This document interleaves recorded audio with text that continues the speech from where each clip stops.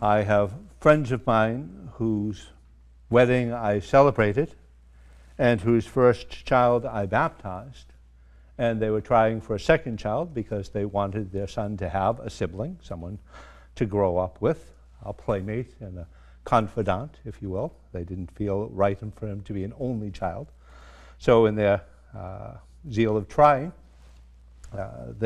all the telltale signs of pregnancy came about, and so they went to the doctors to do an ultrasound. And the doctor said, well, yep, everything looks good. Well, there's baby number 1. And she said, baby number 1? She said, oh yeah, because there's baby number 2 right behind her.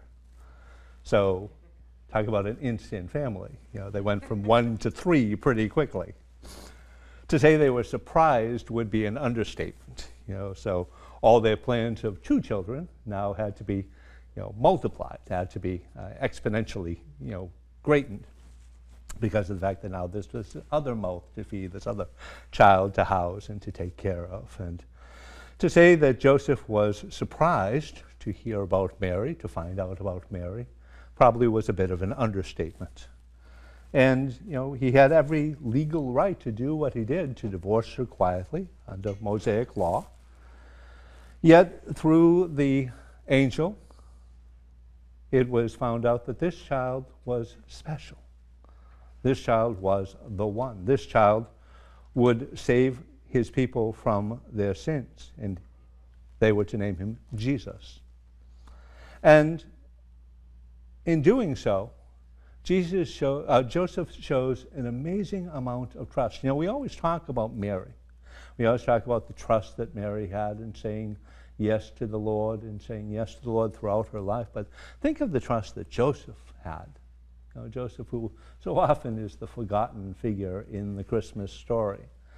Joseph, that good and faithful servant, the good and faithful man, who, again, had every right to do what he was going to do, but then was convinced, persuaded in a holy way to go beyond himself, to look beyond his own needs, his own desires, his own maybe shortcomings of what he felt he could do, what he was capable of doing. And he trusted. He trusted, as Mary did, in the promise of the Lord. And this child, Emmanuel, which means God is with us, was a promise to Joseph as well, a promise to all the chosen people that a Savior would be forthcoming. And this child, born in a manger, who is to come to us in just a few short days, is one who is with us as well. This name, Emmanuel, God is with us, speaks of a present moment, speaks of a present tense. And the fact that here we are awaiting Christmas, we're preparing for Christmas, we're getting ready for Christmas.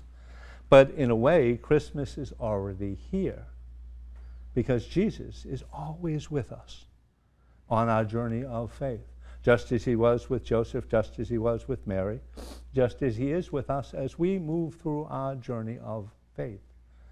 As a people of faith, we recognize that in Joseph we have a wonderful example of faith, fidelity, and love.